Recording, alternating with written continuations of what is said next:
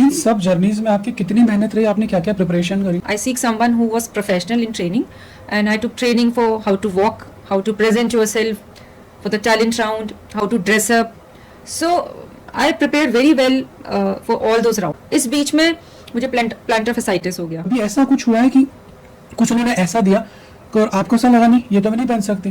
Designer ने dress मेरे लिए प्रिपेयर किया था स्टेट पेजेंट के टाइम में, तो वो अच्छा खासा कवर्ड ड्रेस था और वो टाइमली मुझे डिलीवर नहीं कर पाई. वो उसने मुझे डिलीवर किया शो के जस्ट पहले. वहाँ पे मैंने उसे पहना तो वो ड्रेस यहाँ से पूरा निकल गया, नीचे ड्रैग कर गया ड्रेस. किन किन लोगों ने सबसे ज़्यादा अपोज किया, मजाक बनाया कि अब शादी हो गई, बच्चे हो गए, मतलब जो एक इंडियन मेंटेलिटी रहती है कि अब क्या जरूरत पड़ रही है, काम धंधा छोड़ के ये सब कर रहे हैं. हाँ, हाँ. तो इस तरह की चीजें आपने फेस करी, क्या क्या चैलेंजेस आए? आप पीछे की बात करें, लोगों ने तो मुझे सामने भी बोला है, नहीं हमारी खुद की कम्युनिटी के लोगों ने मुझे सामने से आके बोला है कि मैंने पेजेंट जीत के कोई बड़ा काम नहीं कर दिया, चाहे वो डॉक्टर्स के पेजेंट हों या इन जनरल पेजेंट होते हैं. तो वहाँ मैंने कई बार ये फेस किया है कि जो मेरे डिज़ाइनर है उसको बोला गया कि इनको क्यों आप शो स्टॉपर बना रहे हो. कि इसमें बहुत कॉम्प्रोमाइजेस करने पड़ते हैं, क्या सच में करने पड़ते हैं? कोई बहुत डेस्परेट है चीज़ों को लेकर कि मुझे तो एनी हाउ ये रोल लेना ही लेना है, बाय हुक और क्रुक. आपने फैशन मूवी देखी होगी अगर, हाँ. तो कुछ हमारी डेस्पिरेशन रहती है, हमारी डिजायर्स रहती हैं जो हम चाहते हैं कि बहुत कैसे भी पूरी हो जाए, शॉर्टकट में इजीली पूरी हो जाए. तो वहाँ पे ये सब चीज़ें काम करती हैं.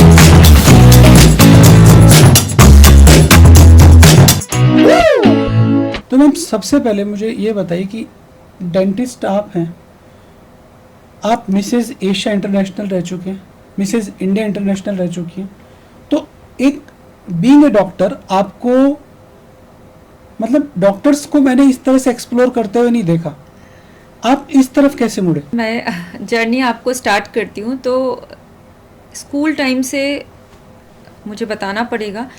मैं जब 10th क्लास में थी तो हमारे स्कूल में फेयरवेल सबके होते हैं, तब थोड़ा 10th क्लास तक का स्कूल था तो उसमें फेयरवेल था. तो मिस स्कूल जो भी टाइटल एक देते हैं अपने सीनियर्स को, तो मैंने फर्स्ट टाइम मिस 10th का टाइटल विन किया था. और मुझे शुरू से डांस और आर्ट की तरफ मेरा बहुत झुकाव था. I was too much incline towards art. मुझे लगता था कभी कभी कि नहीं मुझे डांसर बनना है या एक्टर बनना है, काइंड ऑफ. टीवी देखते थे उस टाइम तो बहुत लिमिटेड चैनल्स आते थे, but still I always wanted to pursue this. तो मिस 10th के बाद में जब स्कूल अपग्रेड हुआ तो मैं मिस स्कूल 12th क्लास में मिस स्कूल बनी. तो मुझे कहीं ना कहीं मन में ये लगने लगा कि this is the thing which I need to pursue at a larger platform. तो हमेशा से मन में वो चीज़ फिर मेरे रह गई कि नहीं, I can do this thing and I need a huge platform for this. तो ठीक है, उसके बाद क्योंकि हमारी सोसाइटी एक मानसिकता लेके चलती है कि बच्चों को पढ़ना है और जैसे कोई अपने हायर स्टडीज़ करनी है, बिजनेस करना है, कुछ ना कुछ क्वालिफिकेशन लेनी है. पेजेंट्स, डांस, एक्टिंग, ये सब चीज़ें थोड़ा सा एक सोशल टैबू की तरह कंसिडर की जाती थी समाज में. और तब से लेके अब तक काफ़ी फ़र्क आ गया हालांकि. तो मुझे भी पढ़ना ही था. मुझे ये बात बहुत क्लियर थी कि मुझे कॉम्पिटिटिव एग्ज़ाम फाइट करना है ना. I always wanted to be in the medical field. तो वही प्री मेडिकल टेस्ट में मैंने अपीयर किया, मेरा सिलेक्शन हो गया बाय ग्रेस ऑफ गॉड. और मुझे बैचलर ऑफ डेंटल सर्जरी में SMS में मुझे एडमिशन मिल गया था उस टाइम. फिर उसके बाद मैंने masters in dental surgery pursue किया DY पाटिल नवी मुंबई से. उसके बाद में मेरा जॉब लग गया, मैं अकेडमिशियन बन गई, प्राइवेट प्रैक्टिस मैंने स्टार्ट कर दी, फैमिली हो गई, बच्चे हो गए. So it was like running a normal life like others. फिर suddenly I got to know about Mrs India Rajasthan pageant. तो ये मिसेस इंडिया पेजेंट होता है पैन इंडिया. तो वो अपने स्टेट के अलग अलग स्टेट के पेजेंट्स होल्ड कराते हैं. तो मेरे बेटे को जब पता चला, he was 10 years old that time, so he said कि मम्मा यू शुड पार्टिसिपेट. बिकॉज बच्चों को पता था कि मेरा कीन इंटरेस्ट रहा है पेजेंट्री की तरफ. और स्कूल में मैं मिस स्कूल रह चुकी हूँ 2 बार, मिस फ्रेशर भी बनी कॉलेज में आके. तो वो जो डिज़ायर थी ना वो बहुत ज़्यादा स्ट्रॉन्ग हो गई थी पेजेंट विन करने की. फिर उसने मुझे बहुत मोटिवेट किया. हालांकि उस टाइम तक I have lost my fitness my looks, और वो पूरी तरह से दिमाग से निकल गया था कि अब किसी पेजेंट में कभी जाना है, बिकॉज पेजेंट्स तब इतने होते नहीं थे। जब मैंने पार्टिसिपेट किया देयर वर ओनली 1 और 2 पेजेंट्स जो नेशनल लेवल के होते थे।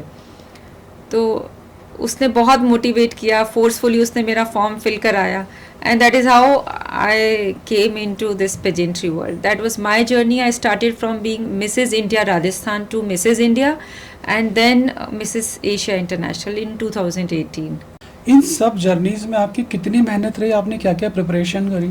सर ये that's very important to know, because हम सपने तो देखते हैं बहुत सारे, बहुत ऊंचे, लेकिन उन सपनों को पूरा करने के लिए वो जो ग्रिट, एक जज्बा और एक जो डिटर्मिनेशन, दृढ़ संकल्प होता है ना, वो बहुत ज़्यादा ज़रूरी होता है। मैंने पेजेंट में पार्टिसिपेट किया, लेकिन इमीडिएटली ये थॉट मेरे अंदर आया था कि अभी मेरी फिटनेस नहीं है, बिकॉज मेरी 2 इयर्स की डॉटर थी तब, तो I was out of fitness completely.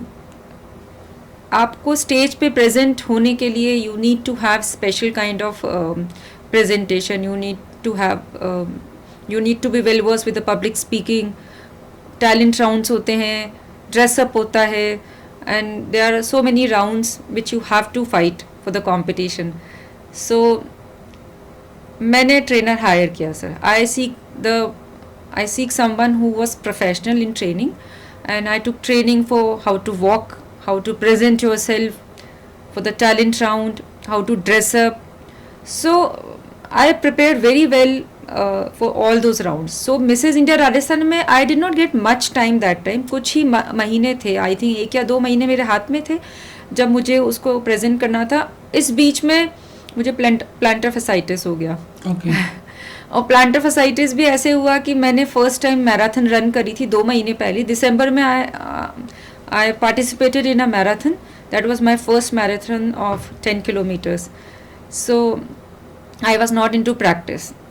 So this is also a message to everyone that whenever you run a marathon, you should always practice and take some training. तो वो मैंने, though I completed this marathon well on time, but I injured my foot.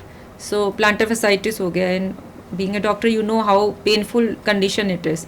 मतलब इतना मुश्किल होता था कि सुबह मॉर्निंग में उठना, फर्स्ट इन द मॉर्निंग पैर को घसीटना ही पड़ता था लिटरली, मतलब वॉक करना दूर, मुझे घसीट के जाना पड़ता था. सो देन मुझे इतना स्ट्रेस आ गया था इस चीज़ का, बिकॉज फरवरी में मेरा कंपटीशन था.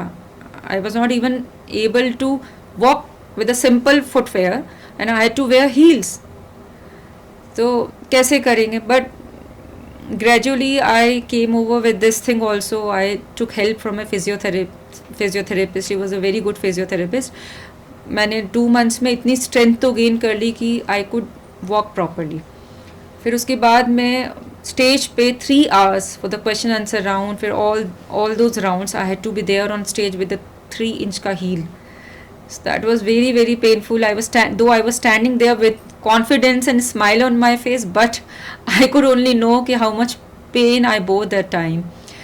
But it was all okay because I was going for a bigger thing in my life, and I had to fulfill dream of my son also. He had shown his faith on me. He had really encouraged me for this journey. So I could just manage it somehow, and I won the title. And here all the pain went away in no time. So Mrs India से फिर जो अगला step था आपका, हाँ, Mrs Asia, Asia, उसमें आपको कितना टाइम मिला और उसके लिए क्या अलग ट्रेनिंग्स लिया आपने? So after winning this, I was just explaining about Mrs. India Rajasthan. That was on the state level. I got to represent Rajasthan on national level then. Mrs. India was a very big stage. There were all professionals from all variety of fields. There was a lady, she was squadron leader. There was a lady who was into corporate, a big corporate world she was working with. And there were so many doctors, engineers, all bureaucrats. There were many ladies, and they all were master in their own field. So competition was real tough between among 72 ladies. Those were selected pan India. It went off for 7 days. There were different rounds, grilling, questioning, dressing up, and yoga, martial arts. There were many activities, even cooking also. So I think with confidence, with strong grit and determination, anyone can make it. If they believe themselves, they can make it. So when I won Mrs. India, I think that was a big step for me. That was the very first achievement of mine. इतना बड़ा मंच और परिवार आपके साथ हो, बहुत सारी आशाएं सबकी होती हैं. Here I just want to make a point. जब मैंने पेजेंट में पार्टिसिपेट करने का मन बनाया था स्टार्टिंग में, so this thing was in my mind कि पता नहीं my family will support me और not. My husband was always supportive in all these things. He never raised any kind of objection. But I was just thinking of my in-laws and my own parents. What will they think? So first of all, I thought about my mother. What will she say? Because she has always inspired me in many ways. I belong to a very conservative and an orthodox family, business family जो होती है, where every female, all the cousins, they got married at the age of 20. They just finished their graduation or in between graduation they got married.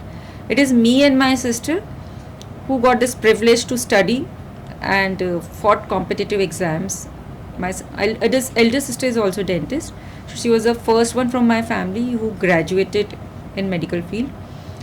तो जैसे ही all this happened, I just called up my mother कि I have filled form for Mrs. India. And I was totally blank. I was just waiting for her answer and I thought she will just tell me कि पूछा नहीं. But she said कि that's wonderful and you should go for it. And मैं आपको बता नहीं सकती जितना जीतने पे खुशी नहीं हुई होगी, उतना ये सुनने पर खुशी हुई कि she said कि you should go for it. All the very best. तो जब वो एक सपोर्ट मुझे मिल गया मदर का, उसके बाद मुझे लगा अब जीते हारे कुछ भी करें, but I have to present myself with my best talent, with my best performances. So Mrs India में जब मैंने क्राउन विन किया था, आई थिंक राजस्थान का वो फर्स्ट नेशनल क्राउन था, ऑथेंटिक पेजेंट. अभी तो बहुत सारे पेजेंट्स आ गए हैं. Every day you will hear कि यहाँ पेजेंट, वहाँ पेजेंट. जयपुर में बहुत सारे पेजेंट्स होते हैं, बट उस टाइम सिर्फ एक या दो ऑथेंटिक पेजेंट्स होते थे. और I was the first one to win national pageant from Rajasthan, and I am the first one who won any kind of international pageant from Rajasthan. Mrs India जीतने के बाद में I got opportunity to represent India, and I can't express in words that what kind of feeling I really had that time. So उसके बाद ये था कि सब कुछ लगा दो अभी अपना, अब जा रहे हैं विदेश जा रहे हैं देश का झंडा लेकर. उस टाइम बहुत मेहनत करी है. उस टाइम मैंने बहुत अच्छे ट्रेनर्स हायर किए, बहुत मेहनत करी. मेरी 2 ईयर की डॉटर थी. She was very supportive. I still can remember कि जब मैंने Mrs India Rajasthan pageant win किया था, she was sitting in front of stage and she was literally cheering for me. She was just 2 years old. My son and daughter, they both were cheering a lot. तो वो जो confidence, वो जो boost आपको चाहिए होता है ना, वो मुझे लगता है कि वो यहीं से मिल जाता है. वो एनर्जी यहीं से मिल जाती है. मेरी family had come over to Thailand में था पेजेंट, रेयोंग सिटी में. That was a wonderful experience. वहाँ पे एशिया की ऑलमोस्ट सारी कंट्रीज़ की लेडीज़ थी in the same pageant, and we got opportunity to interact with minister of tourism, governor of Rayong city, and there were many political people we met. वहाँ पे थोड़ा system अलग होता है. वहाँ पे हमारे जैसे नहीं होता कि पॉलिटिशियन से मिलने के लिए you have to take appointments और बहुत मुश्किल से आप मिल पाते हैं उनसे. वहाँ पे इट इज़ वेरी इजी कि आप एक रिप्रेजेंटेटिव हो एक कंट्री के, and you are here to represent your culture. So they are very delighted to meet you, to encourage you, to discuss things with you. In fact, जो tourism minister थे Thailand के, उन्होंने तो हमारे साथ कुकिंग भी करी थी. हाँ, हम एक फार्म हाउस में उनसे मिले थे और फिर हमने कुकिंग वगैरह करी उनके साथ में वहाँ पे, एंड ही हिमसेल्फ कुक्ड. तो दैट वाज वंडरफुल एक्सपीरियंस. और मैंने देखा कि लेडीज़ चाहे कहीं की भी हों, वो किसी भी देश की हों, पर उन सब का जो टॉपिक होता है, यूजुअल टॉपिक टू कॉन्वर्स, वो उनके बच्चे होते हैं. Because all were married, they all were Mrs, they all having kids. So they were discussing about their kids की कैसे कैसे they have come through all this, they have face lot many challenges eight their home with their kids, with their schools. So everyone was discussing about, and everyone was missing their children to the very first point. तो हम लोगों ने बहुत अच्छा time spend किया. हमने पूरा Thailand को 5 days में एक्सप्लोर किया, कल्चर को एक्सप्लोर किया वहाँ पे. एंड वहाँ मेरा टैलेंट राउंड था. आई represented Bhavai dance there. I am a Chari and Bhavai dancer, so I represented Bhavai over there. And ये Bhavai dance क्या होता है? हाँ, I got standing ovation from governor of Rayong city that time. So that was wonderful experience over there. So Bhavai dance जो है राजस्थान का folk dance है. It's a traditional dance. Bhavai में हम लोग मटके लेते हैं. You carry pots on your head. It might be 1, 2, 3, 4, 5, as many as you can चरी पे practice. रख के जो होता है. हाँ, chari dance is only single chari you carry over your head, and you can just keep fire over that. Okay. है ना, उसमें हम आग वाग जला के करते हैं. भवई में आग कंपलसरी नहीं होती है. भवई में आप चरियाँ रखते हो एंड बैलेंस करते हो चीज़ों को. भवई में फिर आप ग्लास के ऊपर भी चरी रख सकते हो. और तलवार बलवार पे भी तलवार, कील, अच्छा. कांच. तो उस पे थोड़ा ना चले थे आप? नहीं, मेरे पास हैं, कीले हैं, कांच हैं. नहीं, वहाँ पे? हाँ बिल्कुल, मैं ये सब अपना सारा लेकर गई थी. अच्छा. तभी तो वो एकदम नेल बाइटिंग परफॉर्मेंस था. Okay. They were really shocked, amazed कि कोई कील पे और कांच पे कैसे डांस कर सकता है. सो मतलब मज़ा आ गया था उन लोगों को देख के. थ्रिलिंग था उन लोगों के लिए कि वो डर ही गए कि ये क्या, ऊपर से आग जला रखी हो आपने. सो पहले तो आग की परमिशन नहीं मिल रही थी, पर समहाउ फिर परमिशन मिली. आग जलाई हुई थी चरी के ऊपर. मैंने 2 चरियाँ रखी हुई थी और उसके ऊपर आग जलाई हुई थी. नीचे कील थे, कांच थे. पूरा उनके साथ बैठ के पोजेस दे के वो डांस किया था. कालबिलिया भी मैंने उसमें फ्यूज़ किया हुआ था. Okay. So it was a fusion of Bhavai, चरी एंड कालबिलिया. तो ये जो पूरा दौर आपका रहा, कितने साल का रहा, मिसेज राजस्थान से मिसेज एशिया तक? मिसेज इंडिया राजस्थान मैंने फरवरी 2018 में विन किया था. 31st July 2018 I won Mrs. India, and in November I won Mrs. Asia International. So 2018 and 19 was my reigning period for the as a queen. तो इस time पे आपका जो प्रैक्टिस था उसको आपने मैनेज किया, छोड़ा, होल्ड किया, कैसे किया? पेशेंट्स जो आपके थे, जो आपकी रिस्पॉन्सिबिलिटीज थी? देखिए, यहाँ मुझे थोड़ा ब्रेक लेना पड़ा.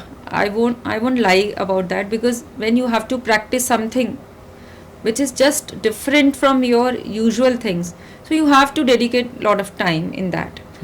I was not very well versed with the dressing up, styling, makeup, walk and presentation as a queen, so you have to learn it. It is not that easy. It is not ये a कितना single मुश्किल है, क्योंकि आपने बोला अभी बहुत सारी हो सकता है फीमेल्स सोचें कि हम, मेरे को भी ये बनना है, या अपने पति से बोले कि मेरे को भी इस तरह से बनना है. तो मतलब ये कितना मुश्किल है. देखिए, मुझे मुश्किल लगता के साथ इसमें कितना पैसा लगता है? ये चीज़ें मुश्किल तो कुछ भी नहीं है ना. बोलते हैं nothing is impossible when you have strong determination, है ना. तो मुश्किल तो कुछ भी नहीं होता है लाइफ में, ये तो पेजेंट ही है. But definitely what I believe, if you dream something, तो you should make yourself worthy to compete in that level. मतलब मेहनत इतनी होनी चाहिए, डिज़ायरेबल बनाओ अपने आप को कि yes now you can contest this और यू कैन फाइट दिस। तो जैसे हम किसी कंपटीशन के लिए पढ़ते हैं, suppose there is an UPSC exam, you have to study, you know what is curriculum, you know what is the course of it, and you also know that thousands of others are also preparing for that. So what difference you can make to get selected? This is the same thing. Many are preparing themselves for the pageant, for the crown, but what is an edge, what is your plus point? You have to, you know, you have to excel in that, capacity, in that talent. So you have to make worthy yourself to win the crown. तो competition तो है, लेकिन पहले खुद को लड़ने का जज्बा होना चाहिए कि मुझे लड़ना है। इसमें फाइनेंसेस कितने मैटर करते हैं? देखिए, फाइनेंसेस उतने मैटर करते हैं जैसे कि कोचिंग है, कोई कोचिंग में हम एनरोल कराते हैं तो वहाँ पे हमें एक फीस देनी होती है, पैसे आप ट्रेनर हायर करोगे, यू हैव टू पे टू द ट्रेनर। लगभग कितना लगता है? डाइटिशियन हायर करोगे, जिम हायर करोगे, तो फिटनेस पे काम करना होगा तो जो रेगुलर फिटनेस पे आप खर्चा देते हो, अलग से इसमें कुछ भी नहीं है, ऐसा सेपरेट सा कुछ भी नहीं है। ड्रेसेस वगैरह जो होती हैं वो वहाँ पे आपको पेजेंट में they only provide you dresses की, आपको इस राउंड में ये पहनना है। कुछ राउंड्स में सिलेक्टिव, जैसे आपका ट्रेडिशनल राउंड होता है तो वहाँ पे आपको ट्रेडिशनल राउंड में अपने खुद के स्टेट का कुछ वेयर करना होता है, so you have to spend for that. Gown round होता है तो गाउन में कई बार आप खुद से अपना ले जाते हो, कई बार वहाँ स्पॉन्सर्स होते हैं या डिज़ाइनर्स होते हैं जो अपना गाउन देते हैं आपको पहनने के लिए। It depends on pageant to pageant. तो आपका जो मेन एक्सपेंडिचर होता है वो ट्रेनिंग पर ही होता है। तो जो ड्रेस वगैरह है वो सब स्पॉन्सर्स देते हैं या जो ऑर्गेनाइजर्स सब वो देते हैं, तो कभी ऐसा कुछ हुआ है कि कुछ उन्होंने ऐसा दिया और आपको ऐसा लगा नहीं ये तो मैं नहीं पहन सकती? Sir, it's a very good question, और मैं आपको बताती हूँ, थोड़ा एक एक्सपीरियंस शेयर करूँगी अपना।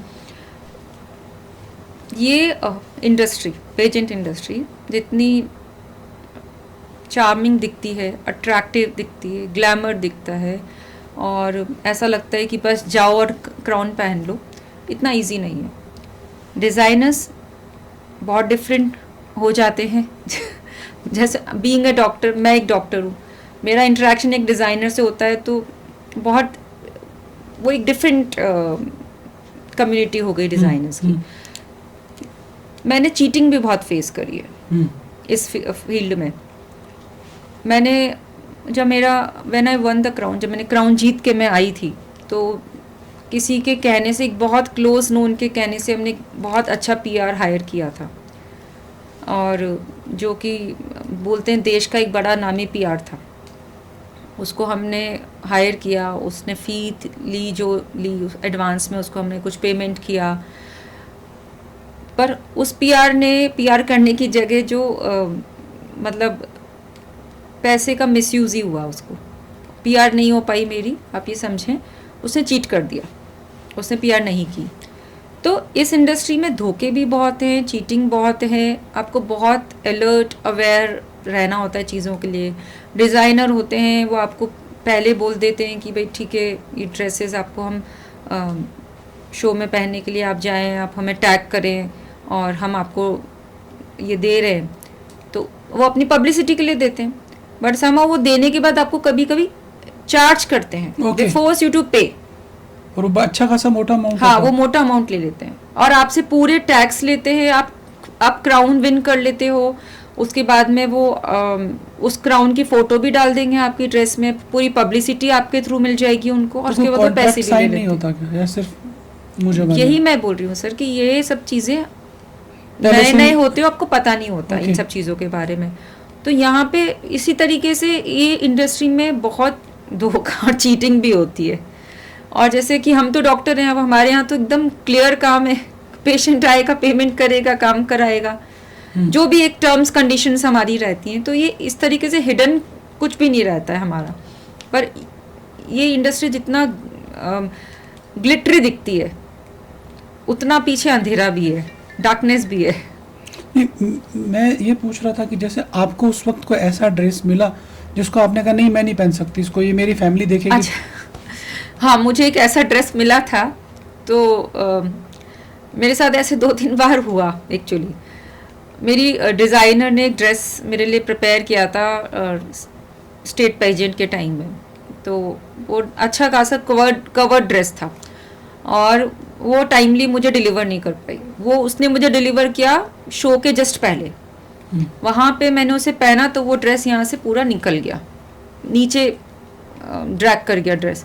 तो मेरे लिए वो इतना ज़्यादा ऑफुल और हो गया कि मतलब मेरी फैमिली अगर देख रही है या उनको कैसा फील होगा, बिकॉज मैं अपनी इच्छा से ऐसे ड्रेसेस नहीं पहन सकती हूँ publicly. I have some limits. I am a married women and I belong to a conservative Rajasthani family, a normal family where you cannot wear certain kind of clothes, and उसके अलावा भी I don't want to wear, I don't want to reveal, that is my limitation. तो वहाँ पे वो dress थोड़ा सा drag हो गया, तो मेरे लिए बहुत थोड़ा सा शेमफुल था, लेकिन I carried that moment with confidence. I was standing on stage and I showed up my confidence. I answered all those questions and luckily I won the crown, but that was a embarrassing moment.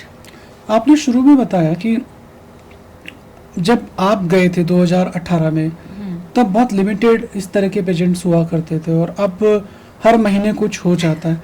तो क्या ये एक money making business है? Yes, it has become a business now. पहले क्या होता था कि पेजेंट इंडस्ट्री एक ऑथेंटिक इंडस्ट्री कंसिडर होती थी कि किसी का एक पैन इंडिया बड़ा पेजेंट है जो नेशनल लेवल का है और इंटरनेशनल लेवल पे वो अपनी क्वींस को रिप्रेजेंट करवाते हैं। तो आई थिंक गिन के 2 या 3 पेजेंट होते थे नेशनल लेवल के। राजस्थान में तो सिर्फ एक ही पेजेंट होता था, लोकल पेजेंट, मिसेस राजस्थान या मिस राजस्थान करके। पर 2018 के बाद 19 के बाद, या यूं कहे कि जब मैं क्राउन जीत कर आई और हर जगह मुझे बुलाया जाता था, जैसे मैंने आपको बताया उस टाइम क्वींस राजस्थान में तो मैं फर्स्ट इंटरनेशनल क्वीन थी, तो मुझे बहुत चांस मिला हर जगह जाने का। हर दूसरे दिन मुझे किसी ना किसी इवेंट में जाना है। वहाँ से फिर मुझे लगता है कि लोगों ने बहुत आइडियाज़ लिए या समहाउ लोगों को लगा कि पेजेंट स्टार्ट करना चाहिए। इतने पेजेंट हो गए कि अब उनको मोहल्ला पेजेंट्स बोलने लग गए, मोहल्ला क्वीन, मोहल्ला पेजेंट। पैसा कैसे बनता है इसमें? सर रजिस्ट्रेशन अमाउंट लिया जाता है हर कैंडिडेट से। ओके। हाँ, कि आप रजिस्टर करेंगे तो आपको एक सर्टेन अमाउंट देंगे। उसके बाद स्पॉन्सर्स होते हैं, स्पॉन्सर्स देते हैं।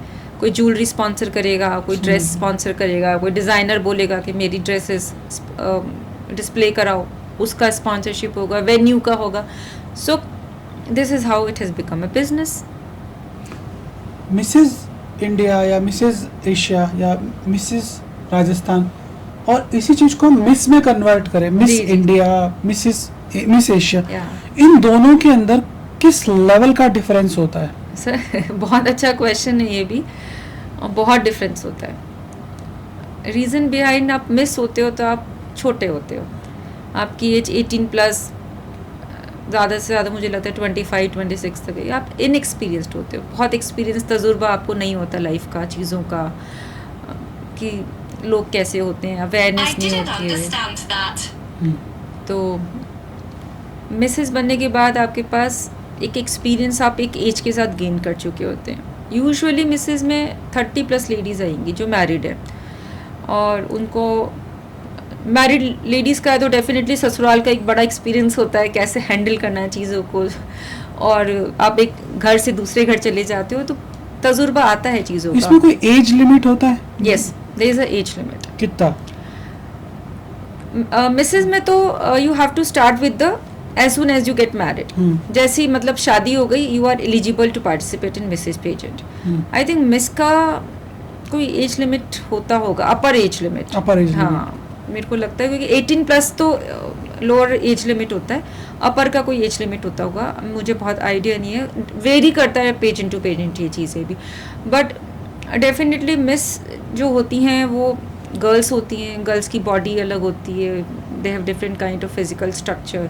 मिसेस का फिजिकल स्ट्रक्चर अलग होता है, वो मैरिड वुमेन होती हैं, उनके परिवार होते हैं, उनके पास जिम्मेदारी होती है बहुत सारी चीज़ों की, तो वहाँ पे जो सिलेक्शन क्राइटेरिया होता है वो आपकी फिज़िकल अपीयरेंस से ज़्यादा आपका बीइंग अ रोल मॉडल, आप एक रोल मॉडल हो, आप can you influence and inspire other ladies over there जो चाहती हैं कि they want to be like you, they want to win crown, they want to represent their country और they want to represent their state city, they want to wear the crown with the responsibility. तो उन लोगों को inspire करना है, influence करना है कि यस शादी हो गई है लेकिन सपने नहीं मरे हैं, है ना। अगर आपके अंदर जज्बा है तो आप अभी भी क्राउन जीत सकते हो। मुझे लगता है क्राउन पहनना हर किसी लेडी को अच्छा लगता है, सबका सपना होता है। तो मिस में थोड़ा सा ये लगता है कि लोगों को उनके शारीरिक बनावट पे ज़्यादा ध्यान जाता है। उसके अलावा that is one of the criteria, ऐसा नहीं है कि वही क्राइटेरिया, वो एक क्राइटेरिया होता है। क्योंकि ये जो मिस इंडिया है या मिस यूनिवर्स है, इनका जो हाइप होता है, जैसे कि मानुषी छिल्लर ने जीता, शी इज आल्सो डॉक्टर, तो इन लोगों को एक बड़ा प्लेटफॉर्म सीधा मिलता है, मूवीज मिलने लग जाती है, बड़े एड्स मिलने लग जाते हैं, वो मिसेस वाले सेगमेंट में नहीं होता। हो पाता है। यस, उसका रीजन है ना सर, आप मिस का क्राउन जीत कर जा रहे हैं, आपके सामने अब पूरा वर्ल्ड है, एड शूट्स है, you have movies, you have serials, everyone wants a young face.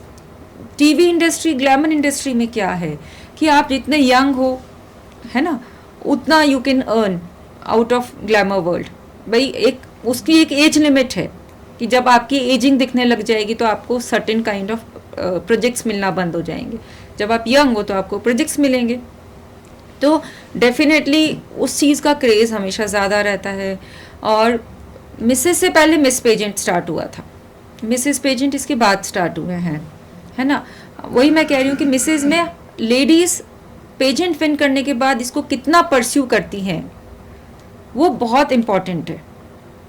ज़रूरी नहीं है कि हर लेडी ग्लैमर वर्ल्ड में जा रही हो या हर कमर्शलाइज शूट्स में जा रही हो, वो सब ज़रूरी नहीं है कि वो करें। वो हो सकता है कि पेजेंट विन करने के बाद में एक सोशल वर्कर बन जाए, या वो कुछ और एंडोर्स करे, या वो एक हाउसवाइफ ही बनी रहे, या वो सिर्फ अपने प्रोफेशन में वापस आके बिज़ी हो जाए या बच्चों में बिज़ी हो जाए। सो बहुत सी रिस्पॉन्सिबिलिटी मिसेस के साथ में होती है। So you can not guarantee with the Mrs कि ये वही परस्यू करेंगी जो ग्लैमर इंडस्ट्री चाहती है।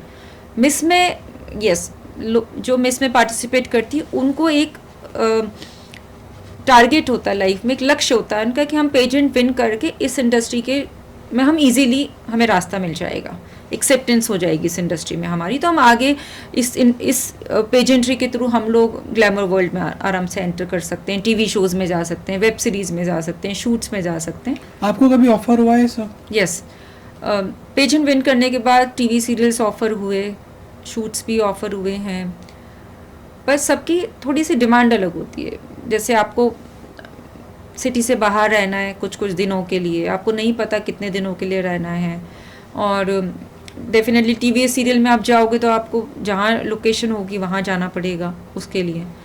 बट मेरे लिए वो फिजिबल नहीं था, बच्चों की हाँ वो फिजिबल भी नहीं था, और मेरा ओरिएंटेशन इतना नहीं था कि मुझे पेजेंट विन करने के बाद इस लाइन में जाना है। रादर मैंने पेजेंट विन किया, and I am really grateful for the government of Rajasthan that time कि उन्होंने मुझे पहले गुडविल एम्बेसडर रोड सेफ्टी का बनाया राजस्थान का।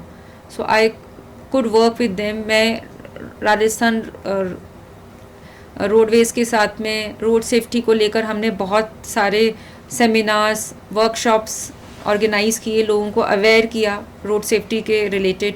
तो 1 ईयर तक मैं रोड सेफ्टी की गुडविल एम्बेसडर थी राजस्थान में। उसके बाद में मैं बेटी बचाओ बेटी पढ़ाओ की ब्रांड एम्बेसडर बनी राजस्थान की। That was a very big turning point of my life, क्योंकि मुझे तब ये समझ में आ गया कि ये मेरा लाइफ का उद्देश्य है जो मैंने इस पेजेंट के थ्रू मुझे मिला है। This is the biggest thing which I have achieve now, क्योंकि मन की संतुष्टि उस कैंपेन के साथ जुड़ के जो मिली है वो शायद मुझे और किसी चीज़ में अभी तक इतनी नहीं मिली है। इस जर्नी में सबसे ज़्यादा तकलीफ़ें कहाँ कहाँ आपको मिली? किन किन लोगों ने सबसे ज़्यादा अपोज किया, मजाक बनाया कि अब शादी हो गई, बच्चे हो गए, मतलब जो एक इंडियन मेंटेलिटी रहती है कि अब क्या जरूरत पड़ रही है, काम धंधा छोड़ के ये सब कर रहे हैं। हाँ हाँ तो इस तरह की चीजें आपने फेस करी, क्या क्या चैलेंजेस आए? सर, ऑनेस्टली स्पीकिंग जो चैलेंजेस मुझे आए वो फिजिकल चैलेंजेस आए। जैसे मैंने आपको बताया कि मुझे प्लांटर फसाइटिस हो गया, वो पूरा 6 महीने रहा। जनवरी से लेके जब मेरा मिसेस इंडिया पेजेंट आया था जुलाई, तब मैं जुलाई में ठीक हो पाई थी पूरी तरीके से। अदरवाइज़ मैंने 6 महीने जब ट्रेनिंग करी है, सब किया है, तो मैं बहुत परेशानी में थी। दूसरा चैलेंज आया था मुझे, कुछ ड्रेस डिज़ाइनर्स के साथ में इस तरीके के इश्यूज़ आए जो मैंने फ़ेस किए। मुझे कोई आइडिया नहीं था इन लोगों का कैसा वर्किंग स्टाइल होता है। उसके बाद जो चैलेंजेस आए वो जो लोगों का मुझे बता रहे हैं, तो मैंने कभी ध्यान नहीं दिया। ऑनेस्टली मैं उस तरीके की पर्सनालिटी नहीं हूँ कि लोग मेरे पीछे से क्या कह रहे हैं। आप पीछे की बात करें, लोगों ने तो मुझे सामने भी बोला है। मेरे खुद की बीइंग ए डॉक्टर, अपनी हमारी खुद की कम्युनिटी के लोगों ने मुझे सामने से आके बोला है कि मैंने पेजेंट जीत के कोई बड़ा काम नहीं कर दिया। तो ठीक है। नहीं, मैंने तो कभी ऐसा बोला नहीं कि मैंने बड़ा काम किया है। It is their internal feeling, या उनकी जेलस है जो वो आके किसी को अप्रिशिएट करने की जगह क्रिटिसाइज करें। और इनफैक्ट मैं यहाँ पे जयपुर में कई बार ऐसे शोज़ हुए हैं, फैशन शोज़ हुए हैं, जहाँ मुझे एज ए शो स्टॉपर बुलाया गया है, चाहे वो डॉक्टर्स के पेजेंट हों या इन जनरल पेजेंट होते हैं। तो वहाँ मैंने कई बार ये फेस किया है कि जो मेरे डिज़ाइनर है उसको बोला गया कि इनको क्यों आप शो स्टॉपर बना रहे हो, क्या ज़रूरत आ रही है। तो जब मैं ये सब चीज़ें सुनती हूँ, वो भी उन लोगों के बारे में जो आपके कभी बहुत करीबी रहे होंगे या करीबी बनने का उन्होंने दिखावा किया होगा। वो 3 इडियट में है ना कि दोस्त डॉक्टर बन जाए तो दुख होता है, मिसेज एशा बन जाए तो ज्यादा परम दुख होता है। बिल्कुल, ये चीज़ मैंने बहुत फेस करी। और वो भी लड़कियों में मेरे हिसाब से ज्यादा होता होगा ये सब। मुझे लगता है कि हर ह्यूमन को ये टेंडेंसी पता होगी कि फीमेल्स को शायद ऐसा होता होगा, पर ऐसा क्यों वो फील करती हैं? क्योंकि हर आदमी अपने में यूनिक होता है, सबके पास कोई ना कोई टैलेंट होता है।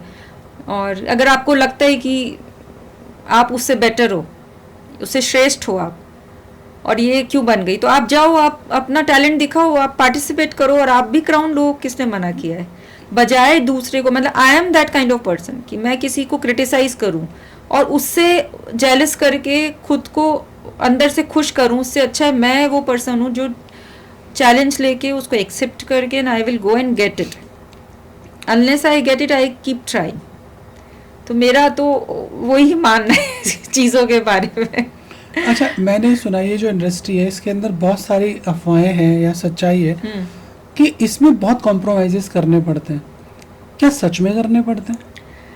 देखिए सर, चीज़ें बहुत वेरी करती हैं कि आप कहाँ जा रहे हैं, किन लोगों से इंटरेक्ट कर रहे हैं, किन लोगों से आपका पाला पड़ गया है। इस पेजेंट इंडस्ट्री में स्पेशली मैं आपको बताती हूँ, जैसे मैंने बताया कि पहले सिर्फ कुछ पेजेंट होते थे, 2 या 3 गिन के, पैन इंडिया जो नेशनल लेवल के पेजेंट थे, जो साफ़ सुथरी इमेज के साथ थे, और वो इसीलिए चल रहे थे क्योंकि उनकी इमेज अच्छी थी। अगर उनकी इमेज ख़राब हो या उनके में कुछ ऐसा हादसा हो गया हो तो डेफिनेटली कहीं ना कहीं तो वो बात सामने आती है, फिर वो लंबे टाइम तक चल नहीं सकते हैं। ठीक उसी तरीके से अब जैसे बहुत सारे पेजेंट्स आ गए हैं, है ना। आप इसको ऐसे ले सकते हैं कि जैसे फिल्म इंडस्ट्री में भी क्या होता है, हम सुनते हैं ना कि कोई बड़ी एक्ट्रेस है तो अपना नीट एंड क्लीन काम कर रही है, मतलब आराम से कर रही है। कोई न्यू कमर है या कोई बहुत डेस्परेट है चीज़ों को लेकर कि मुझे तो एनी हाउ ये रोल लेना ही लेना है, बाय हुक और क्रूक। आपने फैशन मूवी देखी होगी अगर, तो कुछ हमारी डेस्पिरेशन रहती है, हमारी डिज़ायर्स रहती हैं जो हम चाहते हैं कि बहुत कैसे भी पूरी हो जाए, शॉर्टकट में इजीली पूरी हो जाए, तो वहाँ पे ये सब चीज़ें काम करती हैं। अदरवाइज अगर आप माइंड में बहुत क्लियर होते हो, विजन क्लियर होता है आपका, आपको लक्ष्य पता है और ये पता है कि जर्नी कहाँ से कैसे करनी है, वो गाइडेंस है आपके पास। Guidance is very very important. किसी से भी जो इस फील्ड में विशेषज्ञ होता है या जो जानकार है, उससे गाइडेंस लेना बहुत ज़्यादा जरूरी है। विशेषज्ञ कैसे ढूंढे? जैसे कि जयपुर में कोई आदमी है या कोई फीमेल है, उसको जाना है, तो वो है। आपके पास आ सकता है कि बिल्कुल बिल्कुल आ सकते हैं, वो कांटेक्ट कर सकते हैं। इसके अलावा इन चीज़ों के बहुत सारे जैसे करियर काउंसलर्स होते हैं, वैसे काउंसलर्स होते हैं जो ओके। आपको गाइड करते हैं कि आप इस पेजेंट में जा रहे हो। और आजकल तो गूगल हो गया है, एआई हो गया है, इनमें इतनी सारी इन्फॉर्मेशंस आने लगी हैं। आप किसी भी पेजेंट का नाम डालेंगे तो वो आपको उसका सारा आइडिया दे देगा, शुरू से लेके अब तक उसकी जर्नी के बारे में बता देगा। तो हमें थोड़ा सा होमवर्क तो करना ही होता है, और होमवर्क करने के साथ अपने साथ के लोगों से या जो लोग इस इंडस्ट्री में ऑलरेडी हैं उनकी गाइडेंस लेना बहुत ज़रूरी होता है। और इस मामले में क्लियर होना पड़ता है कि आप क्या चाहते हैं। नहीं, ये जो मैंने आपसे पूछा आपकी, क्या लोग कई बार इतने इंसिस्ट कर देते हैं कि एक आदमी को मतलब मजबूरन ये सब करना पड़े? सर मैं वही बता रही हूँ कि मजबूरी सिर्फ रोटी की होती होगी कि भूखा है तो किसी भी कीमत पे पेट भरना है। बाकी मुझे नहीं लगता कि कोई मजबूरी होती होगी इन चीज़ों की। नहीं, कई बार ऐसी कोई पार्शलिटी हो कि यार ये मिस राजस्थान है या मिसेज इंडिया है कि सर देखिए, या पार्शियलिटी की अगर आप बात करें ना, तो आई थिंक कहाँ फेवर। स्पोर्ट्स एक ऐसी चीज़ होती है जहाँ पे हम सामने से देखते हैं चीज़ों को, हम्म, है ना। और परफॉर्मेंस से सामने से पता चलती है किसने क्या किया। वहाँ पे भी बहुत पार्शियलिटी हो जाती है। हम्म, सेलेक्टर्स टैलेंटेड पर्सन को छोड़ के किसी और को सिलेक्ट जी कर लेते हैं, जी या इंटरनली कुछ कुछ चीज़ें हो जाती हैं। बिल्कुल। तो this is part and parcel of each and every field. Partiality, bias होना, ये सब पार्ट एंड पार्सल है, हर जगह ये चलता है। आपने कभी फेस किया इन चीज़ों को? बिल्कुल फेस किया है। बहुत सारे इंसिडेंसेस ऐसे होते हैं जब हमको लगता है कि जहाँ हमें चूज़ करना था वहाँ किसी और को चूज़ कर लिया, या जहाँ मुझे इतने मार्क्स मिलने चाहिए थे वो कम हो गए। बट कई बार क्या होता है सर कि हम जब उनके नज़रिए से भी चीज़ें देखते हैं कि वो क्या सोच के उन्होंने ऐसा किया, तो हमें चीज़ें समझ में भी आती कई बार कि वो इंटेंशनली नहीं करते हैं, उनका नज़रिया कुछ और होता है और आप उसको कुछ और सोच रहे होते हो। तो पार्शियलिटी आपको मन में लगता है, लेकिन वो होती पार्शियलिटी नहीं है। तो ये ओपन वर्ल्ड है, यहाँ पे हर चीज़ वैसे ही होगी जो जनरल वर्ल्ड में आप फेस करेंगे। हम स्कूल में होते हैं तो स्कूल में भी हमें कई बार कॉम्पिटिशन्स में ऐसा लगता है कि पार्शियलिटी हो गई है, I was a better performer, prize उसको मिल गया, है ना। तो ये चीज़ें हर जगह थोड़ी बहुत कम ज़्यादा होती रहती है। ये जो जितने भी पेजेंट्स हैं जैसे मिसेस इंडिया या मिसेस एशिया, इनमें जो अमाउंट, जो विनिंग अमाउंट होता है वो क्या एक अच्छा अमाउंट होता है मतलब? सर देखिए, प्रोमिसेस जो ये लोग करते हैं, अब जैसे जिस मिसेस इंडिया में मैंने पार्टिसिपेट किया था, तो वहाँ पे ऐसा कोई प्रॉमिस नहीं किया गया कि कोई विनिंग अमाउंट आपको दिया जाएगा। हाँ, उन्होंने जो प्रॉमिस किए थे कि भाई आप मिसेस मतलब एशिया पे अगर आप रिप्रेजेंट करते हैं, आप मिसेस इंडिया विन करते हैं, तो आपको वहाँ पे अकोमोडेशन और ये सब चीज़ें अवेलेबल हो जाएंगी, आपका रहना खाना ये सब स्पॉन्सर्ड होगा, ये सब चीज़ें। तो ये चीज़ें वो लोग करते हैं। और इसके अलावा अगर उनका कोई शूट होता है, जैसे मैंने उनकी मैगज़ीन के लिए शूट वगैरह किए थे, तो उसके लिए वो जो भी अमाउंट होता है, वो असाइंड अमाउंट होता है, वो देते हैं। पर अधिकतर आजकल के पेजेंट में मुझे नहीं लगता कि ऐसा कुछ स्टार्टिंग से बताया जाता है। हाँ, कुछ पेजेंट्स हैं जिसमें बोलते हैं कि भाई विन करने पे आपको स्कूटर मिलेगा या कार मिलेगी, वॉटेवर। तो आई थिंक वो देते हैं, प्रॉमिस तो वो जो करते हैं वो मिलता है, ऐसा नहीं है। आपकी जो लाइफ है, जब ये आपने ये जीते भी क्राउन्स जीते, कितना ड्रास्टिक चेंज आया? मेरी लाइफ में बहुत ज़्यादा चेंज आ गया। 2018 में मैंने क्राउन जीता था। पहले मिसेस इंडिया राजस्थान का, फिर मिसेस इंडिया का, फिर मिसेस फोटोजेनिक और Mrs Asia international. So I have 4 crowns with me. And जो चेंज मेरे साथ में स्पेशली आया, वो मैं बेटी बचाओ बेटी पढ़ाओ की ब्रांड एम्बेसडर बनी, उसके बाद ज़्यादा आया। मैंने जब ग्राउंड लेवल पर काम किया सरकार के साथ में, महिला बाल विकास विभाग के साथ में, मैंने जो ज़मीनी हकीकत देखी बच्चियों के बारे में, रूरल एरियाज़ के अंदर ड्रॉप आउट बच्चियों को लेकर, टॉयलेट की प्रॉब्लम्स को लेकर, स्कूल की प्रॉब्लम, सिक्योरिटी की प्रॉब्लम, बहुत सारे मैंने जब इश्यूज़ देखे, तो मन में एक मतलब ये विचार था कि सिर्फ मैं एक डॉक्टर और एक माँ या एक हाउसवाइफ या एक पेजेंट विनर ही नहीं हूँ, मैं एक ह्यूमन भी हूँ और समाज के लिए भी मेरी एक जिम्मेदारी है। वैसे भी जब हम क्राउन विन करते हैं तो इस क्राउन के साथ में बहुत सारी जिम्मेदारी अपने आप आ जाती है। समाज में एक बदलाव लाने की जिम्मेदारी, समाज में एक इम्पैक्ट करने की जिम्मेदारी, कुछ कमिटमेंट की जिम्मेदारी, कंट्रीब्यूट करना है समाज में अब किसी भी तरीके से, because I am wearing crown, I am wearing responsibility with this crown.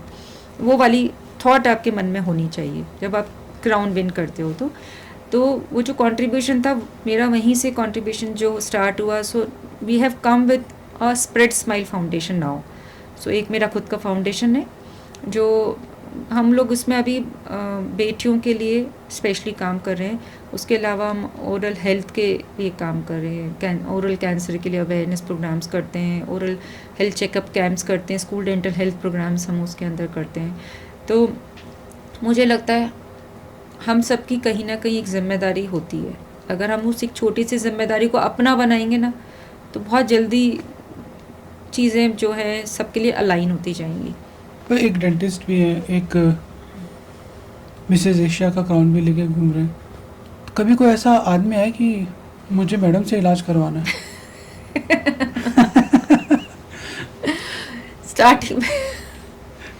Starting में बहुत दिक्कत होती थी जब मैं क्लिनिक पे जाती थी तो कई बार फेक पेशेंट्स आते थे, कई बार नहीं, बहुत बार फेक पेशेंट्स आते थे पैसे दे के और बस आ जाते थे कि दिखाना है, पर उनको दिखाना नहीं होता था। हाँ। बस देखना होता देखना है मैम को। तो फिर उसके बाद जो सोशल मीडिया पर फ्लडेड रहता था मैसेजेस से। तो कभी हस्बैंड को प्रॉब्लम नहीं हुआ? नहीं। जलन अंदर से कि मतलब फंस गया मैं तो? नहीं। अच्छा। मेरे हस्बैंड ने कभी ऐसा कोई प्रॉब्लम फेस नहीं किया, क्योंकि उनको पता है she is able to handle all this situations. उनको मेरा नेचर पता है, मैं कभी कैरिड अवे नहीं होती हूँ किसी चीज़ से बहुत ज़्यादा। मतलब एक होता है ना कि कई बार हम चीज़ों को लेकर बहुत ऐसे हो जाते हैं कि उसी रो में जाए जा रहे हैं, या अब यही दुनिया है। मतलब I was always grounded with the things. मुझे लगता है इस क्राउन के साथ में मैं ज़्यादा ग्राउंडेड हो गई हूँ। ओके। ज़्यादा हम्बलनेस आई, ग्रेटफुलनेस बहुत आ गई। एज ए पर्सन तो मैं इतना ज़्यादा चेंज हो गई हूँ। I have turn spiritual. और पहले क्या होता था कि क्राउन विन किया तो हर रोज़ फ़ोन आएगा, मैडम कल इस इवेंट में आना है, 2 दिन बाद इसमें आना है। तो मेरे लिए ये हो जाता था कि मन में ऐसा लगता था कि बुला रहे हैं, इनवाइट कर रहे हैं, रिस्पेक्ट दे रहे हैं, तो जाना चाहिए।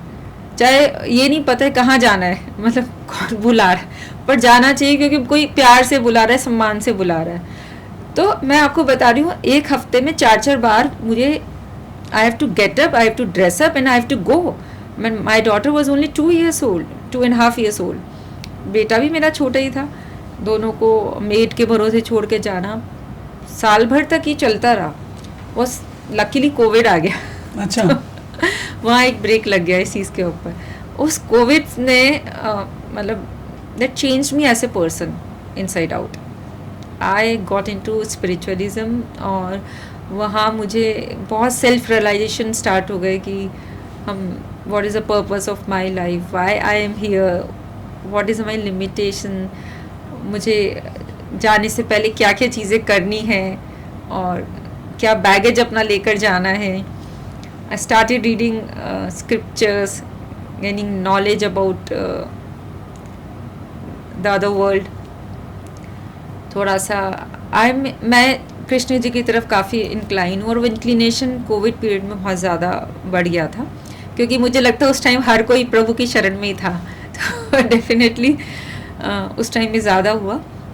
और इनफैक्ट मैं एक बहुत अच्छा एक्सपीरियंस शेयर करूँगी। मुझे सेकेंड प्रेगनेंसी के बाद पोस्ट प्रेगनेंसी हाइपोथायराइडिज्म हो गया था। 75 mcg मैं अपना थायरोक्सिन लेती थी। 5 years के बाद में I was actually cured of it. Covid के बाद में जब मैं आपको बता रही थी कि थोड़ा मैं इंक्लाइन हो गई स्पिरिचुअलिज्म की तरफ, आई स्टार्टेड रीडिंग स्क्रिप्चर्स और क्लासेस लेनी स्टार्ट कर दी। मैंने नॉलेज गेन करना स्टार्ट कर दिया। उस टाइम मुझे हाइपोथायराइडिज्म हो रखा था, पोस्ट प्रेगनेंसी हाइपोथायराइडिज्म था और ऑलमोस्ट 5 years हो गए थे मुझे। बड़ी परेशान थी मैं। क्योंकि लाइफस्टाइल डिजीज़ है डेफिनेटली, तो बहुत अफेक्ट करती थी मेरी हेल्थ को, मेंटल वेलबींग को। तो उस टाइम मैं चैंटिंग किया करती थी, तो सुबह सुबह जल्दी उठ के 1-1.5 घंटा चैंटिंग मैं आराम से करती बुद्धिस्ट थी। चैंटिंग? और नहीं, it was not Buddhist chanting. मैं हरे कृष्णा महामंत्र का जाप करती थी। अच्छा। तो 1.5 महीने बाद मैंने अपना जब टेस्ट रिपीट किया तो I was just out of disease. और उस टाइम उस पीरियड में मैंने खुद से ही, मुझे ऐसा लगा कि मुझे अब थायरोक्सिन लेने की ज़रूरत नहीं है, तो मैंने वो टैबलेट बंद कर दी थी। जब मैंने पहले 1.5 मंथ चैंटिंग की, उसके बाद मैंने टैबलेट स्टॉप किया, उसके 1.5 मंथ बाद मैंने टेस्ट कराया नॉर्मल? तो इट वाज नॉर्मल, कुछ प्रॉब्लम नहीं था। फिर मैंने 3 मंथ्स में 3-4 बार रिपीट कराया टेस्ट, तो मेरे को दोबारा कभी हाइपोथायराइडिज्म आया ही नहीं। तो ये मैं बोलूँगी कि एक मिरेकल की तरह था कि मैंने चैंटिंग स्टार्ट करी, मैं डिवोट हुई, मैंने अपना एक, ये भी बोल सकते कि मेरा लाइफस्टाइल इम्प्रूव हो गया, क्योंकि मैं सुबह 5 बजे उठती थी। उस टाइम में मैं 5 बजे उठती आप थी। कितने बजे उठते हैं? अभी मैं 6 बजे उठती हूँ। तो मैं 5 बजे उठती थी और अर्ली बात लेकर चैंटिंग करना स्टार्ट करती थी। सुबह मॉर्निंग भागवतम क्लास मैंने अटेंड करना स्टार्ट कर दिया था। स्कॉन के साथ मैं एसोसिएट हुई थी, तो उनकी ऑनलाइन क्लासेस तब स्टार्ट हो गई थी कोविड के समय में, क्योंकि फ़िज़िकल क्लासेस बंद हो गई थी। तो वहाँ पे ये फ़ायदा ज़रूर हुआ कि हम लोग ऑनलाइन क्लासेस से जुड़े, और मुझे लगता है हर किसी ने कुछ ना कुछ नया सीखा, ग्रो किया है। चाहे हमारे एक दरवाज़ा बंद हुआ, लेकिन दूसरे कई दरवाजे, लोगों ने रिश्ते बेहतर किए, लोगों में नया सामंजस्य हुआ, लोगों ने ऑनलाइन मार्केटिंग, बिजनेस, क्या क्या नहीं किया है। तो कोविड अपॉर्चुनिटी भी लेकर आया है बहुत सारी। तो मुझे तो ब्लेसिंग मिली कि मैं, हाइपोथायराइडिज्म मेरा क्योर हो गया, ये बहुत बड़ी ब्लेसिंग है। मैं बहुत परेशान थी उससे। तो मुझे लगता है बिलीफ में बहुत ताकत है। आप राजस्थान की एक पब्लिक फिगर है और काफ़ी मास आपको फॉलो भी करता है सोशल मीडिया पे। तो कभी दिमाग, even you are doing social work, तो कभी दिमाग में नहीं है कि मैं पॉलिटिक्स में जाऊं, लोगों को और मतलब हेल्प कर पाऊं? देखिए, डेफिनेटली पॉलिटिक्स जो एक ऑफिशियल प्लेटफॉर्म हो गया है, जहाँ पे आप जन सेवक के रूप में कार्य कर सकते हैं, आप बहुत लार्ज नंबर में मासेस को टच कर सकते हैं, उनके जीवन में आप बदलाव ला सकते हैं। लेकिन मुझे लगता है कि सिर्फ पॉलिटिक्स में जाने से ही वो चीज़ें नहीं आती। अगर आप अपनी प्रेजेंस से, अपने काम से, आप अपने आसपास के, या मैं कहूँ मेरे हॉस्पिटल के अंदर काम करने वाले एम्प्लॉयज़ हैं, या मेरे पास में मेरी सोसाइटी में रहने वाले लोगों के जीवन में भी थोड़ा बदलाव आता है, तो मुझे लगता है ये एक समाज में एक बदलाव लेकर आता है। क्योंकि ये चेन बनती है, ये चेन फिर टूटती नहीं है। आज मैंने किसी को सपोर्ट किया, हेल्प किया, वो बंदा जब खुद इस लायक होगा तो वो भी अगले को सपोर्ट करेगा। और ये मैंने देखा है कि हम जब किसी को हेल्प करते हैं तो वो, उस आदमी के अंदर अपने आप ही एक ड्यूटी, एक मोरल ड्यूटी उसके अंदर आती है, और वो भी अगले किसी को ऐसे ही हेल्प करता है, सपोर्ट करता है, या वो आपसे कनेक्ट कर देगा उसको। तो पॉलिटिक्स में जाने का ऐसा विचार नहीं है, पर लोगों ने कई बार मुझे इस चीज़ के लिए बोला कि मुझे पॉलिटिक्स में जाना चाहिए और परस्यू करना चाहिए। तो हर चीज़ का एक समय होता है। अगर ऐसा कुछ होगा तो ये चैप्टर भी अनफोल्ड होगा समय के साथ में, देखते हैं क्या होता है। ऐसा कुछ स्पेशल स्किन केयर करना पड़ता है इन सारे इवेंट्स में जाने के लिए, प्रिपरेशंस में? Yes, definitely. जब आप इवेंट्स में जाते हैं, you will dress up, getup भी आपको एक बनाना पड़ेगा। आप एज ए गेस्ट जा रहे हैं तो लोगों की नज़रों में आप रहते हैं, तो एक खुद को कॉन्फिडेंस फील हो। मैं नहीं बोलती हूँ कि ज़रूरी है कि आप हमेशा मेकअप में या वेल ड्रेस्ड होके जाएंगे, पर आप एक प्रेजेंटेबल पर्सनालिटी बन के जाएंगे, क्योंकि वहाँ पे आप एक अट्रैक्शन रहेंगे, आपको बुलाया जा रहा है तो लोगों की नज़र आप पे रहेगी, और जिस चीज़ से आपको कॉन्फिडेंस फील होगा आप उस गेटअप में, उस मेकअप में आप जाना पसंद करेंगे। तो स्किन केयर तो हालांकि बहुत ज़्यादा ज़रूरी होती है। इन जनरल भी अगर हम मेकअप रोज़ नहीं लगा रहे हैं तब भी हमें हर महीने अपनी स्किन एक्सफोलिएशन तो हमें करना ही होता है, और उसकी स्मूथनिंग करनी होती है, टोनिंग करनी होती है। तो एक जनरल क्लीन अप तो सबको 15 डेज़ 20 डेज़ में लेना चाहिए। सन डैमेज भी बहुत ज़्यादा होता है, तो एक रूटीन केयर हम करते हैं। तो स्पेशली मेकअप वगैरह जब हम लगाते हैं तो वो एक स्पेशल रूटीन हमें फॉलो करना चाहिए उसके लिए। कोई ऐसे ड्रिंक्स होते हैं, ऐसे कुछ फूड्स होते हैं जो हमारी स्किन को बहुत अच्छा, बहुत खूबसूरत बनाते हो, देखिए जो आप एंटी पर्सनली यूज करते हैं? जो एंटीऑक्सीडेंट्स होते हैं, जैसे अपने बेरीज हो गए हैं, ब्लूबेरीज हो गई है, ब्लैकबेरीज हो गई है, प्लम्स हो गए हैं, और इसके अलावा ड्राई फ्रूट्स हो गए हैं, सीड्स हो गए हैं, चिया सीड्स स्पेशली जिनमें बहुत फाइबर होता है, पम्पकिन सीड्स हो गए हैं।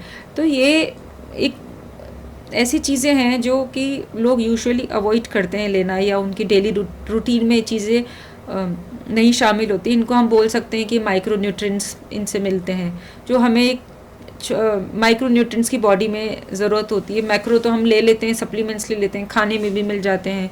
जैसे B12 हो गया, वो वेजिटेरियन लोगों में B12 और विटामिन D तो हर किसी में आजकल कमी रहता है। तो ये चीज़ें बहुत मैटर करती हैं, स्पेशली वेल बीइंग के लिए बहुत ज़्यादा, अपने मस्कुलर सिस्टम के लिए, नर्वस सिस्टम के लिए ये चीज़ें बहुत इम्पॉर्टेंट होती हैं। तो हमें ये चीज़ें लेनी चाहिए, और आजकल तो गूगल की दया से सब जानकारी एक क्लिक पे होती है।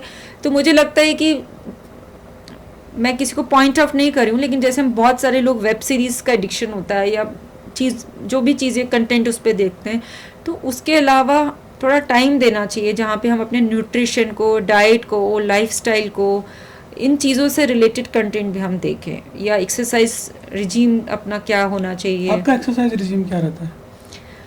मेरा एक्सरसाइज रिजीम जो स्टार्टिंग से मैंने फॉलो किया है, जब मैंने पोस्ट प्रेगनेंसी अपना वेट रिड्यूस किया था, तो मैं वेट ट्रेनिंग भी करती हूँ। 3 डेज़ मेरी वेट ट्रेनिंग रहती है, 3 डेज़ मेरी योगा ट्रेनिंग रहती है। तो उसमें स्ट्रेचेस वगैरह आ जाते हैं वेट ट्रेनिंग, क्योंकि अब एक एज के साथ में आपको वेट ट्रेनिंग की ज़रूरत पड़ती है। तो एक मिक्स मेरा रिजीम रहता तो है इसका। आप सारी फीमेल्स को बोलते हैं कि वेट ट्रेनिंग पे फोकस करना चाहिए, मसल स्ट्रेंथनिंग पे? मैं ये बोलना चाहती हूँ कि भाई वेट ट्रेनिंग आप अगर करते हैं तो किसी की गाइडेंस में करें, ना कि सिर्फ वेट उठा के और हमने करना चालू कर दिया। फिर एक डाइट उसके लिए फॉलो करनी ज़रूरी होती है, एक रूटीन हमें बनाना होता है। ऐसा ना हो कि हम कर रहे हैं वेट ट्रेनिंग और फिर खा रहे हैं समोसा, कि आज तो वेट ट्रेनिंग कर ली, चलो समोसा खा लो, जलेबी खा लो, तो वो कोई फ़ायदा नहीं देने वाला है आपको। तो एक स्ट्रिक्ट डाइट रिजीम मेरे को लगता है वो ज़्यादा इम्पॉर्टेंट होता है। पहले खुद का खाने पे कंट्रोल, तो क्या खाना है। मैंने ये देखा है कि हमारे सामाजिक परिवेश में अधिकतर लोग, चाहे वो पढ़े लिखे हैं, वेल क्वालिफाइड हैं, पर क्या खाना है और क्या नहीं खाना उसके बारे में नॉलेज बहुत कम है लोगों, या वो सीखना नहीं चाहते हैं। क्योंकि खाना एक ऐसी कमज़ोरी बना रखा है लोगों ने अपनी, कि उसको खाने के बाद जो मेंटल सेटिस्फेक्शन मिलता है लोगों को, उसके लिए वो खाते हैं, ना कि अपनी फ़िज़िक के लिए खा रहे हैं, बॉडी के लिए खा रहे हैं। तो हमेशा एक माइंडफुल ईटिंग जो होती है ना, सात्विक फूड, माइंडफुल ईटिंग, वो बहुत इंपॉर्टेंट होती है कि हम क्या खा रहे हैं और उससे हमारी बॉडी में क्या हो रहा है। कंट्रोल कैसे करते हैं आप? जैसे कि जो आपने कहा माइंडफुल ईटिंग, हाँ, कि अभी हम जा रहे हैं और बारिश हो रही है और कहीं से समोसा दिख रहा है, तो उस समोसे के जो स्मेल है, आकर्षण को उसको आप मतलब कैसे रोकते हो? जब मेरे सामने तो खैर ये सब चीज़ें आती है तो मुझे तो हिलाती नहीं है मुझे डिस्टर्ब नहीं करती है। पर मैंने ये देखा है कि जब बारिश हो रही है, लोगों का पकौड़ी समोसे खाने का मन करता है, तो सबसे पहले तो मैं ये देखती हूँ कि ये तेल जो है ना, जिसमें ये तली जा रही है, ये तेल क्या है ना। इसके अंदर ये सुबह से ही इस तेल से पता नहीं कितनी हज़ारों बार इसके अंदर निकल चुकी है, और अब ये तेल जो हो गया है ये जहर की तरह हो गया है ना। इसके अंदर कोई क्वालिटेटिव चीज़ अब बची नहीं है, सिर्फ जहर बचा है। अब अगर आप इस जहर को खाना चाहते हो, और जहर अंदर जाके क्या करेगा और उसके कॉन्सिक्वेंसेस क्या होंगे और क्या आपको फेस करना है, तो अगर आप if you are ready to face those consequences after eating all those favourite food of yours, then go for it. और अगर आपको ज़रा से भी, बोलते हैं दिल और दिमाग के बीच में जब जंग होगी ना, तो इंसान को दिमाग का सुनना चाहिए। तो अभी जो लोग नए इस फील्ड में जाना चाह रहे हैं, जो मिसेज एशिया की तरफ जाना चाह रहे हैं, या कुछ अपने आप को प्रूव करना चाह रही है कई फीमेल्स, तो आप उनको क्या मैसेज देना चाहते हैं? पहले तो मैं ये बोलूँगी कि अगर हम अपने आप को प्रूव करना चाहते हैं तो सिर्फ पेजेंट्री प्लेटफॉर्म नहीं होता है ना। हमें पास ऐसे बहुत इंस्पायरिंग रोल मॉडल्स हैं लेडीज़, जो अब जैसे हम इसरो के साइंटिस्ट की बात करते हैं, जब हमने इतना बड़ा मास मिशन अचीव किया था, तो हमारे सामने आया कि इसमें कितनी सारी वुमेन साइंटिस्ट थी इस मिशन के पीछे, तो वो ये कितना बड़ा रोल मॉडल है। या हम इतने सारे ब्यूरोक्रेट्स हैं जो फीमेल्स हैं, जो इतने बड़े बड़े डिसीजंस लेती हैं या सिटीज़ को रन करती हैं, सुरक्षा व्यवस्था को संभालती है, लीडर्स हैं, डांसर्स हैं, या बहुत स्पोर्ट्स विमेन हैं, स्पोर्ट्स पर्सन ही, ये सब क्या है? ये सब रोल मॉडल्स हैं। ये जो भी अपनी फील्ड में कर पाई हैं, तो उसके पीछे सबसे ज़्यादा इम्पॉर्टेंट है कठिन परिश्रम। सबसे पहले तो आप सपना देखो कि मुझे ये करना है, उस सपने के लिए आपका विजन होना चाहिए, एक लॉन्ग टर्म प्लानिंग होनी चाहिए कि मुझे यहाँ से यहाँ जाना है और क्या प्लानिंग के साथ में जाना है। बीच में मेरे हर्डल्स आएंगे, चैलेंजेस आएंगे, तो मैं उनसे कैसे ओवरकम करूँगी, वो स्ट्रेंथ आपके अंदर होनी चाहिए कि चैलेंजेस आएंगे, आप पीछे नहीं हटने वाले हो, आप लोगों को कैसे कन्विंस करेंगे आगे जाने के लिए कि मुझे ये करना है। तो आपको यहाँ से बहुत मजबूत होना पड़ेगा, बहुत डिटर्मिन्ड होना पड़ेगा, स्ट्रॉन्ग विल होना पड़ेगा किसी भी चीज़ के लिए, आप कुछ भी अचीव करना चाहते हो। और मुझे लगता है जहाँ चाहा वहाँ रहा वाली बात है। सो आई बिलीव कि if you dare to dream something, so with great determination, dedication and devotion, divine grace will direct you towards that ultimate path of yours. So go for it. तो दोस्तों, आज हमारे साथ थे doctor Anupama Soni. Hope आपको इनकी बातें बड़ी अच्छी लगी होगी, मज़ा आया होगा और बहुत कुछ सीखने को भी मिला होगा। मुझे बहुत सीखने को मिला है। तो यदि आपको ये कंटेंट पसंद आया तो शेयर करें, लाइक करें और सब्सक्राइब करें। मैं डॉक्टर अनुपमा सोनी के जितने भी डिटेल्स हैं सोशल मीडिया की, वो सारे मैं मेरे प्लेटफॉर्म पर डालूंगा। यदि आप भी इनसे पर्सनली मिलना चाहें, बात करना चाहें या इनसे कनेक्ट होना चाहें, तो आप इनसे कनेक्ट हो सकते हैं। Thank you so much for coming. Thank you sir for inviting me.